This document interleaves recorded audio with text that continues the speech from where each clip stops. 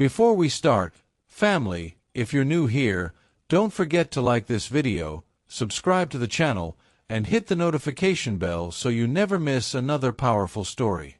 Today's story begins in tragedy but ends in a legacy that shook the world. A police officer pulled the trigger on a young black man, not knowing the boy's father was one of the wealthiest, most powerful billionaires in the country. What the grieving father did next didn't just demand justice, it forever changed the nation. The night was still, the kind where the hum of streetlights felt louder than footsteps. Jordan Blake, 19, walked home with textbooks pressed under one arm. His gray hoodie hung loosely, earbuds humming soft jazz into his ears. Jordan wasn't a troublemaker. He wasn't a fighter. He was a dreamer. He wanted to be an architect, to design buildings that touched the sky and outlived him by centuries. His friends called him Old Soul because he loved quiet cafes more than clubs and carried sketchbooks more than video games. But all those dreams ended at a lonely intersection. A police cruiser pulled up, tires screeching slightly. Inside sat Officer Rick Holden, a man in his mid-40s with a crew cut, a heavy jaw, and a history of complaints that never went anywhere. He saw Jordan, hoodie pulled up, brown skin catching the glare of his headlights, and instantly, suspicion clouded his judgment. "Hey, you! Stop right there!" Holden barked as he stepped out, hand already on his holster. Jordan pulled out an earbud, startled. "Me?" he asked, voice calm but confused. "Hands where I can see them." "No!" Holden shouted. Jordan obeyed. He slowly lifted his hands. One held his phone, the other clutched his textbooks. "Sir, I'm just going home," Jordan said gently. But Holden's mind raced with false alarms. He's hiding something. He could be armed. The training that should have taught him to de-escalate instead fueled his paranoia. "Drop it! Drop it now!" he yelled. Jordan, nervous, shifted his books to one hand. In that split second, Holden panicked. Two shots cracked the silence. Jordan stumbled, fell hard against the pavement, his books scattering like broken wings. Blood pooled beneath him. His phone slid across the concrete, screen cracked, jazz still faintly playing. Officer Holden stood over him, chest heaving, muttering the excuse he'd practiced before. He reached for something. He looked dangerous. But Jordan wasn't dangerous. He was just a boy, and now he was gone. Across the city, in a sprawling glass estate, Alexander Blake was reviewing contracts. A self-made billionaire, he had risen from poverty to become a tech titan. His companies touched every corner of modern life: software, renewable energy, education initiatives. His face was on magazine covers, his name spoken with respect in boardrooms and charity galas alike. But behind the success, Alexander was simply a father. His world revolved around his only child, Jordan. His wife, Clarissa, had died years earlier, making Jordan not just his son, but his best friend, his purpose, his anchor. When the call came from an unfamiliar number, Alexander answered briskly. "Mr. Blake, this is County General. Your son has been brought in with gunshot wounds. You need to come immediately." The papers in his hands slipped to the floor. His chest tightened. "Gunshot? My son? That's impossible." But it wasn't. Within minutes, his driver rushed him to the hospital. The usually composed billionaire clutched the leather seat with trembling hands, whispering prayers he hadn't uttered in years. When he arrived, doctors met him with grim faces. "We did everything we could. I'm so sorry." And there, behind sterile glass, lay Jordan, still, pale, his once bright eyes forever closed. Alexander fell to his knees, the weight of grief crushing him. He pressed his forehead against the cold glass and whispered, "Not my boy, not my only boy." Back at the precinct, Officer Holden filed his report. His words were careful, rehearsed. The suspect was acting suspiciously. He reached for his waistband. "I feared for my life." His supervisors nodded.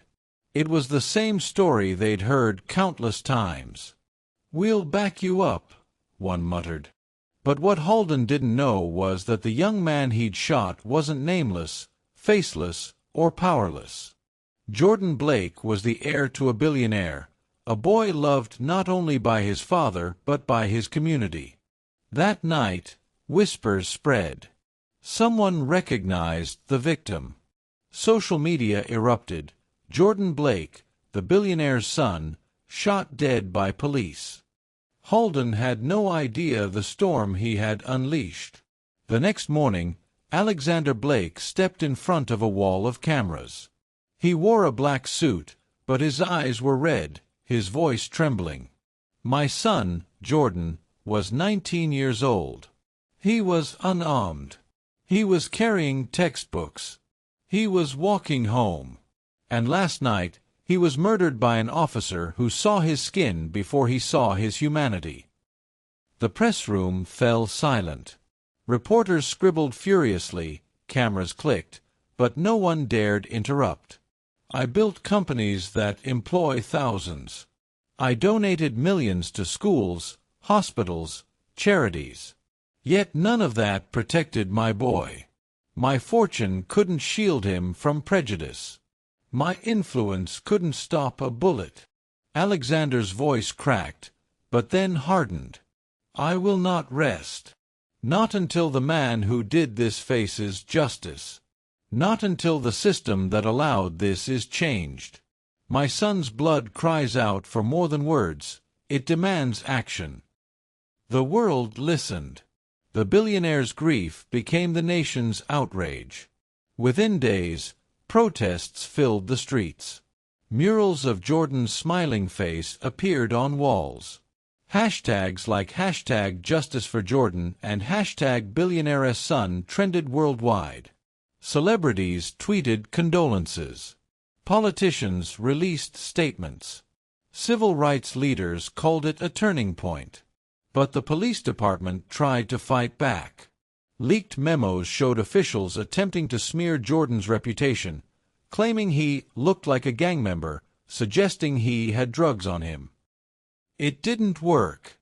Alexander had the resources to crush every lie. He hired private investigators, cyber teams, and the best lawyers money could buy. Soon, damning evidence emerged. Security footage from a corner store camera. The grainy video showed Jordan with his hands up, holding only books, when Holden fired. The nation erupted. Holden was arrested. The courtroom was a furnace of tension. Reporters filled every row. Cameras crowded the steps outside. The world wanted to see whether justice would truly be served. Holden sat at the defense table, a shadow of his former arrogance. Sweat glistened on his brow as his lawyer spun excuses. But Alexander sat across the aisle, unshaken. Beside him, his legal dream team dismantled every lie. Witnesses testified. Jordan was a good student, no criminal record, beloved by his peers. Experts analyzed the footage frame by frame, showing Jordan never posed a threat. When Holden took the stand, his words faltered. I thought he had something in his hand." The prosecutor's voice cut sharp. "You mean his phone? His textbooks? Or are you admitting you only saw his skin?" The jury shifted uneasily. The truth was undeniable. After weeks of testimony, the verdict came. Guilty of second-degree murder. Guilty of civil rights violations. The room exploded in emotion. Tears, cheers, sobs of relief. Alexander closed his eyes and clutched his late wife's handkerchief, whispering, "Jordan, we did it." Justice in court wasn't enough. Alexander knew the system was broken, and his son's death couldn't be the end of the story. At a massive press event, Alexander announced something no one expected. "I will donate half my fortune, billions of dollars, to establish the Jordan Blake Foundation. Its mission, to fight racial injustice, to provide legal aid for victims' families, to reform policing, and to fund opportunities for young people of color." Reporters gasped. The crowd roared. "This is bigger than me. Bigger than my son. This is about every child who deserves to walk home safe, every parent who deserves to see their child grow old. My son's death will not be in vain." Within months, the foundation launched scholarships, built community centers, and funded national campaigns for justice reform. Jordan's name became a rallying cry. Years later, Jordan's grave became a place of pilgrimage. Students he never met left flowers, notes, and sketches of buildings they dreamed of designing, continuing the dream he once had. Alexander visited every year, alone, bringing lilies. He would sit for hours, speaking softly to the boy beneath the stone. "Your life was stolen, but your name saves millions," he whispered. "I miss you, son, every single day. But I promise, you live on." The Jordan Blake Foundation grew into one of the largest civil rights organizations in the world. Police departments reformed training. Wrongfully accused families found legal help. Scholarships lifted young dreamers into universities. And though Alexander's hair turned gray, his heart never stopped burning with both grief and purpose. Because a single bullet may have taken his son's life, but it gave birth to a movement that shook the world. And that, dear viewers, is the story of Alexander and Jordan Blake. A tragedy that became a turning point. A billionaire's grief that became a nation's hope. If this story moved you, please like, comment, and subscribe to this channel. Share it with someone who needs to hear it. And remember, the greatest wealth is not money, but the power to change lives for the be.